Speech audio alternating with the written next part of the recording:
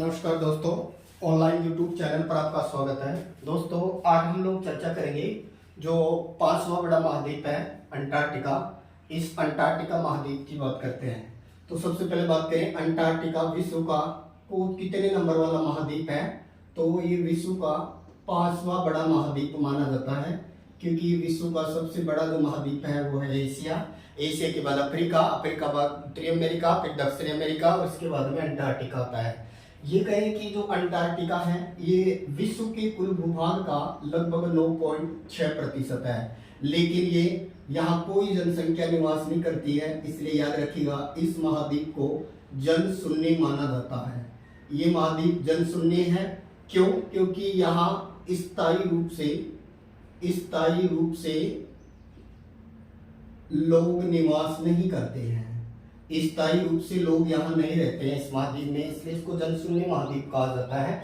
वैसे बेशक यहाँ वैज्ञानिक और उनके सहायक कर्मचारी वगैरह लोग यहाँ काम करते हैं, लेकिन वो स्थायी रूप से नहीं रहते हैं, इसलिए दुनिया का जनशून्य महाद्वीप कौन है? तो अंटार्कटिका है। अब जनशून्य है तो हम बोल सकते हैं कि इसका महाद्वीपों में कौन सा स्थान हो गया? 7वां। क्यों? क्योंकि जो इसके अंतर्गत कोई रहता ही नहीं है, इसलिए इसका महाद्वीपों में 7वां स्थान है। ये विश्व का 5वां बड़ा है, 9.6% हिस्सा है, जनशून्य है या स्थायी रूप से लोग निवास नहीं करते हैं। फिर बात करें इस महाद्वीप की आकृति की, तो दोस्तों इस महाद्वीप की आकृति जो है वो कुछ प्याज की तरह है। याद रखिएगा ये जो महाद्वीप है प्याज की तरह की आकृति रखता है।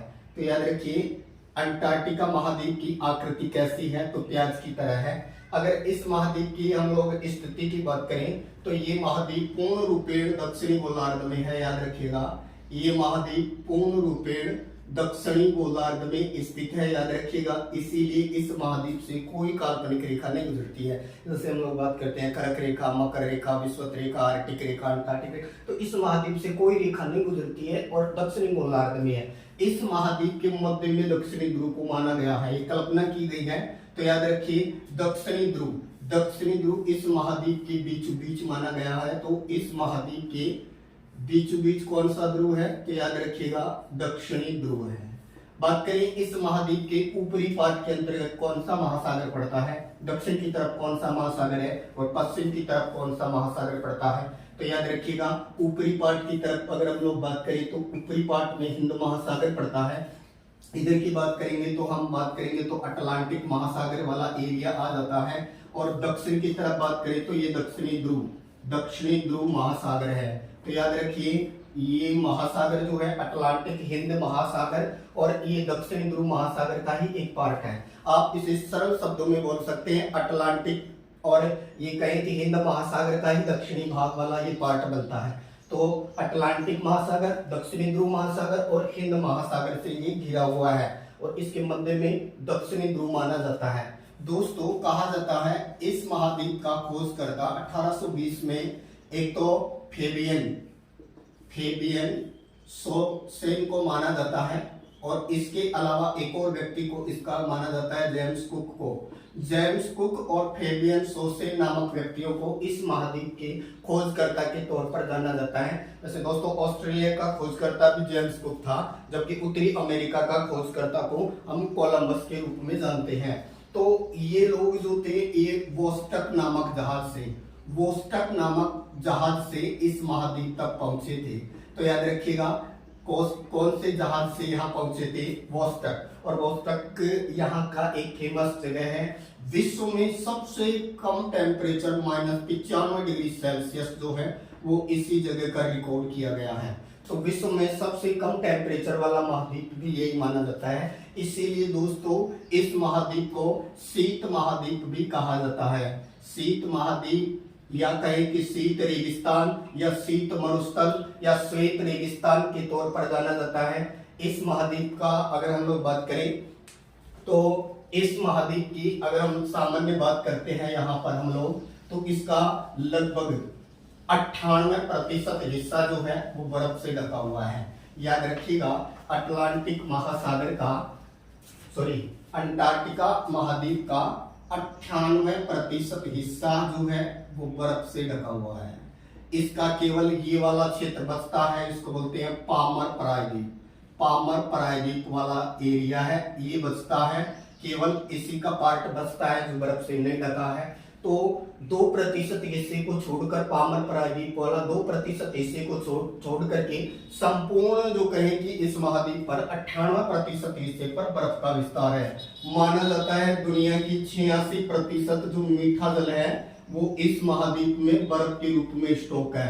तो याद रखिए विश्व का लगभग 86% जो पेयजल है वो बर्फ के रूप में इस महाद्वीप के अंतर्गत स्टॉक है, और इसका 98% हिस्सा है उस पर क्या जमा हुआ है, बर्फ जमा हुआ है। केवल 2% हिस्सा बचता है, तो ये पामर प्रायद्वीप का है। दोस्तों अगर हम लोग ऊपरी पार्ट की तरफ अगर हम लोग बात करते हैं तो फिर ये दक्षिणी अमेरिका के द्वीप आ जाते हैं। दक्षिणी अमेरिका महाद्वीप का आ जाता है जिसके अंतर्गत टेरा डेल फ्यूगो है, इसके अलावा फॉकलैंड आता है। तो टेरा डेल फ्यूगो और ये जो अंटार्कटिका है इन दोनों के बीच में यहाँ पर पास बनता है, ड्रेक पास, ड्रेक पैसेज, या ये कहे कि ड्रेक पैस। तो ड्रेक पैस जो है दक्षिणी अमेरिका महाद्वीप को अंटार्कटिका से अलग करता है। यहाँ पर एक सागरीय क्षेत्र है जिसको नाम देते हैं वेडल सागर, वेडल सागर है। इसके नीचे वाली तरफ की बात करें तो यहाँ एक और सागर है, रोस सागर।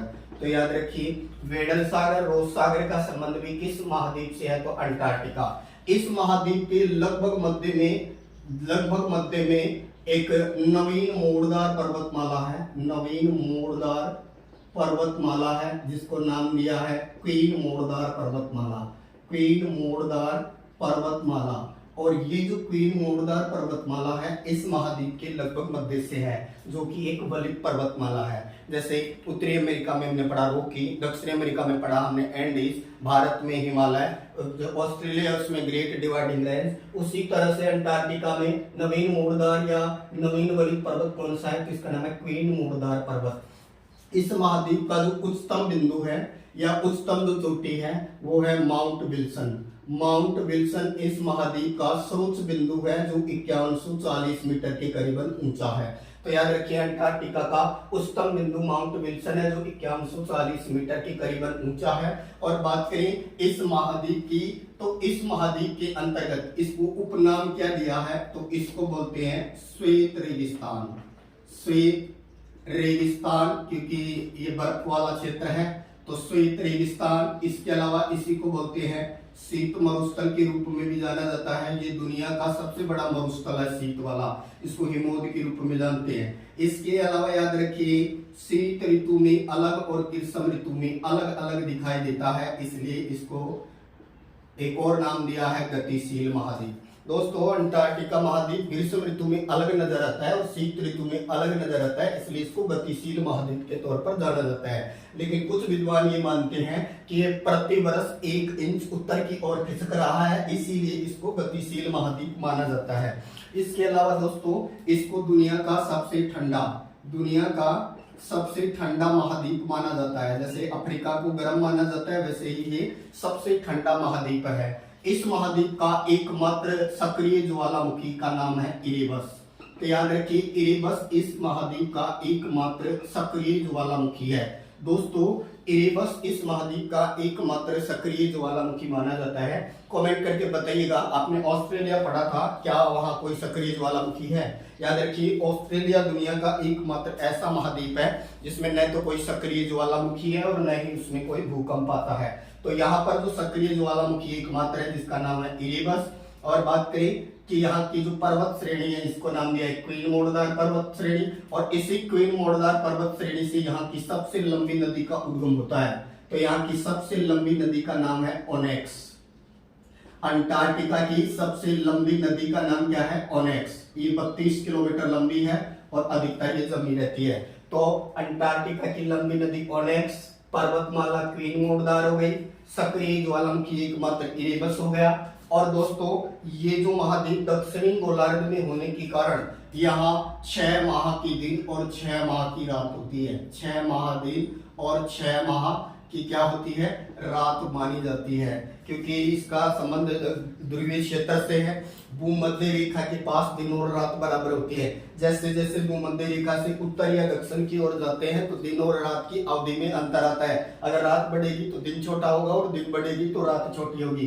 तो दोस्तों इस महाद्वीप के अंतर्गत 6 महीने के दिन और 6 महीने की रात होती है। जब सूर्य उत्तरायण होता है तब यहाँ 6 महीने की रात मानी जाती है, और जब सूर्य दक्षिणायन होता है, मकर रेखा की तरफ होता है, तो 6 महीने तक यहाँ दिन माना जाता है। दोस्तों वैज्ञानिकों ने शोध किया है कि ये जो अंटार्कटिका महाद्वीप है, इस अंटार्कटिका महाद्वीप के ऊपरी पार्ट में, यानी ये कहें कि वायुमंडल की जो परत है, ये कहें कि जिसको हमने नाम दिया है ओजोन मंडल, और ओजोन मंडल में छिद्र हो गया है। अर्थात ये माना जाता है कि अंटार्कटिका महाद्वीप के ऊपरी पार्ट में ओजोन परत में वैज्ञानिकों ने छिद्र की कल्पना की है, जिसके कारण ये माना जाता है कि सूर्य से आने वाले पराबैंगनी विकिरण है वो सीधे धरातल पर आते हैं, जिसके कारण यहाँ कैंसर का खतरा बढ़ रहा है। तो याद रखिएगा, ये कहें कि कौन से महाद्वीप के ऊपरी पार्ट में है, वैज्ञानिकों ने कल्पना की है कि छिद्र हो गया है ओजोन परत में, तो ये अंटार्कटिका महाद्वीप ही है। तो याद रखिए, ओजोन परत पृथ्वी के लिए सुरक्षा बल या छतरी का काम करती है, क्योंकि वो सूर्य से आने वाले पराबैंगनी विकिरणों का अवशोषण करती है। दोस्तों भारत सरकार द्वारा यहाँ पर अब इस महाद्वीप के लिए और क्या विशेषताएं हैं, तो एक तो याद रखिएगा, इस महाद्वीप को भविष्य को समर्पित महाद्वीप माना जाता है। भविष्य को समर्पित महाद्वीप कौन सा है, तो भविष्य को समर्पित महाद्वीप इसी को माना जाता है। इसके अलावा याद रखिए, इसे विज्ञान के लिए समर्पित महाद्वीप के तौर पर भी जाना जाता है। तो विज्ञान के लिए समर्पित महाद्वीप, भविष्य के लिए समर्पित महाद्वीप, और ये पृथ्वी के बारे में जानकारी प्रदान करता है। पृथ्वी के बारे में जानकारी प्रदान करता है ये महाद्वीप। इसके अलावा दोस्तों भारतीय ये कहे कि प्रत्येक देश द्वारा यहाँ पर स्थायी रूप से नहीं बसा जा सकता, लेकिन यहाँ अपने शोध केंद्र स्थापित किए जा सकते हैं। भारत सरकार द्वारा यहाँ अपने 3 शोध केंद्र स्थापित किए गए। सबसे पहले बात करें कि जो पहला शोध केंद्र बनाया गया 1983 में, और नाम दिया इसको दक्षिणी गंगोत्री। लेकिन दोस्तों ये दक्षिणी गंगोत्री जो 1983 में शोध केंद्र बनाया गया था, ये वर्तमान में डूब चुका है। इसके बाद में नेक्स्ट बनाया गया मैत्री, और मैत्री जो बना है ये 1987 में। और वर्तमान की बात करें तो तीसरा शोध केंद्र जो बना है वो है भारती, और ये जो भारती को बनाया है ये 2012 से कार्यरत है। तो भारत सरकार द्वारा अंटार्कटिका के अंतर्गत, क्योंकि ये भविष्य को समर्पित है, विज्ञान को समर्पित है, तो यहाँ अनुसंधान किए जाते हैं। तो यहाँ पहला अनुसंधान केंद्र भारत सरकार द्वारा दक्षिणी गंगोत्री जो डूब गया, फिर मैत्री, और वर्तमान में भारती बनाया गया है। दोस्तों राजस्थान का जो ये कहें कि जो व्यक्ति यहाँ सिरोही का यहाँ पहुंचा था, उस जगह को भी सिरोही के नाम से ही जाना जाता है। तो ये कहें कि अंटार्कटिका महाद्वीप में और क्या मिलता है दोस्तों, वनस्पति की बात करें तो यहाँ अल्पाइन वनस्पति उगती है। अल्पाइन वनस्पति मिलती है यहाँ, जिसमें काई, शैवाल, लाइकेन, लीसेन की प्रधानता होती है। इसके अलावा यहाँ क्रिल नाम की विशेष मछली मिलती है, क्रिल मछली मिलती है। इसके अलावा इसी के अंतर्गत है सील नामक मछली मिलती है, क्रिल सील नामक मछलियां मिलती है। इसके अलावा दोस्तों बात करें तो यहाँ एक नए उड़ने वाली चिड़िया पाई जाती है, जिसको पेंगुइन कहा जाता है। पेंगुइन एक चिड़िया होती, पक्षी होता है, लेकिन उड़ नहीं सकता, तो पेंगुइन नामक चिड़िया भी इस महाद्वीप के अंतर्गत पाई जाती है। अल्पाइन या वनस्पति पाई जाती है, क्रिल मछली पाई जाती है, पेंगुइन नामक चिड़िया पाई जाती है जो उड़ नहीं सकती। और ये जो महाद्वीप है ये विश्व का 5वां बड़ा महाद्वीप है, जो विश्व के 9.6% भूभाग पर फैला हुआ है। इसका 98% भाग बर्फ से ढका हुआ है। यहाँ विश्व का 86% हिस्सा जो है मीठे जल का वो बर्फ के रूप में स्टॉक है। ये विज्ञान को समर्पित है, भविष्य को समर्पित है, गतिशील महाद्वीप है, सबसे ठंडा है, श्वेत रेगिस्तान है, श्वेत मरुस्थल के तौर पर इसको जाना जाता है। जो ये कहे कि फेबियन सोसेन और जेम्स कुक को इसका खोजकर्ता माना जाता है। वोस्टक यहाँ की सबसे ठंडी जगह है, और वोस्टक नामक जहाज से ही वो लोग यहाँ पहुंचे थे। फिर बात करें इसके ऊपरी पार्ट में ओजोन परत में छिद्र की कल्पना की गई है। इसके अलावा ये सर्दियों में अलग और गर्मियों में अलग नजर आता है, इसलिए गतिशील महाद्वीप बोलते हैं। कुछ कहते हैं कि उत्तर की ओर खिसक रहा है, जिसके कारण ये इसको गतिशील बोलते हैं। दक्षिणी ध्रुव जो है वो इसके लगभग मध्य के अंतर्गत है। यहाँ एकमात्र सक्रिय ज्वालामुखी इरेबस बताया है। यहाँ कौन सी पर्वतमाला है नवीन मोड़दार, तो क्वीन मोड़दार पर्वतमाला है, जिसकी सबसे ऊंची चोटी का नाम है माउंट विल्सन, जो 5140 मीटर ऊंची है। इसके अलावा इस पर्वत श्रेणी से कौन सी नदी निकलती है, तो ओनेक्स यहाँ की प्रमुख नदी है जो ज्यादातर जमी रहती है। ओनेक्स 32 किलोमीटर लंबी है। रोज सागर, वेडल सागर, ये इसी के पास वाले क्षेत्र है। इसका एकमात्र जगह जो कि बर्फ से ढका नहीं है वो कौन सा प्रायद्वीप है, तो पामर प्रायद्वीप है, जो कि अंटार्कटिक प्रायद्वीप के अंतर्गत ये कहें कि ड्रेक्स पास जो है इसको दक्षिणी जो अमेरिका कॉन्टिनेंट है उससे अलग करता है। यहाँ अल्पाइन वनस्पति पाई जाती है, इसमें काई, सहवाल, लीचियन, लाइकेन की प्रधानता होती है। क्रेल मछली मिलती है, पेंगुइन चिड़िया मिलती है। इसके अलावा 3 शोध केंद्र बनाए भारत सरकार ने। पहला यहाँ पर बनाया दक्षिणी गंगोत्री, फिर स्थापित किया मैत्री और वर्तमान में भारती। तो दोस्तों चैनल को लाइक करें, सब्सक्राइब करें। Thank you.